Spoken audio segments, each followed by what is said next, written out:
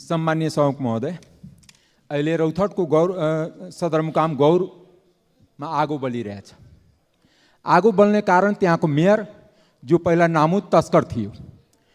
हाम्रो राजनीतिकले जम्मै तस्कर बिचौलियालाई नेता बनाउन खोज्यो र उसले आफ्नो पुरानो पेसा कहिले पनि छोड्न चाहँदैन, किन बच्चादेखि नानी लिएको बानी। मैले के कुरा सन्दर्भमा भन्न खोजेको भने 2010 सालमा भारतीय नागरिकले राइस मिल गौरमा खोल्यो, जो बीच गौरको सेन्टरमा छ। 2010 सालमा आज से 71 वर्ष पहिला त्यो राइस मिलको ओनर भारतीय थिए र 6 बिघा त्यो राइस मिलको जग्गा पनि छ बीच शहरमा, जस्तै हाम्रो काठमाडौँको टुडी खेल्छ त्यस्तै गौरको सदरमुकाममा 6 बिघा जग्गा छ। त्यो भारतीय नागरिक निसन्तान थियो।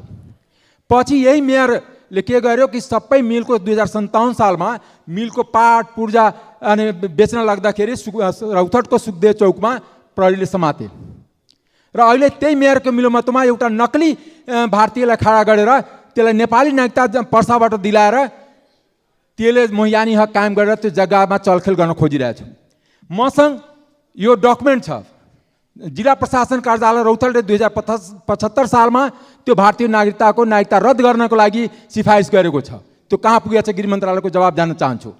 उसको भारत गौरको उतापट्टि बेर्गिनिया छ।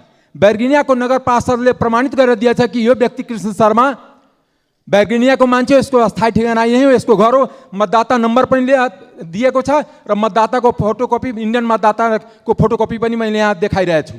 त्यस कारणले यस्ता बिचौलियालाई राज्यले यदि कायम गर्ने भने जनता उद्वेलित हुन्छ। के देश बिचौलियाले मात्र चलाउन पाउने? देश तस्करले मात्र चलाउन पाउने? देश आम जनताको विश्वास उठिरहेछ। म नेपाल सरकारसँग माग गर्न चाहन्छु त्यस्ता मेयरलाई अविलम्ब अरेस्ट गरेर त्यसलाई मुद्दा प्रक्रिया चलाऊ, किनकि ऊ आफै तस्कर। नेपाल पुलिसको जो पहिला रौतहटमा बसेको एसपी छन्, उसँग सोद्धा हुन्छ कि रौतहटको सबभन्दा ठुलो तस्कर को थियो? उही थियो। अहिले पनि भन्सारको एजेन्ट को छ? उसकै भाइ हो। र हाम्रो मान्य सदस्य मेटमणि चौधरी।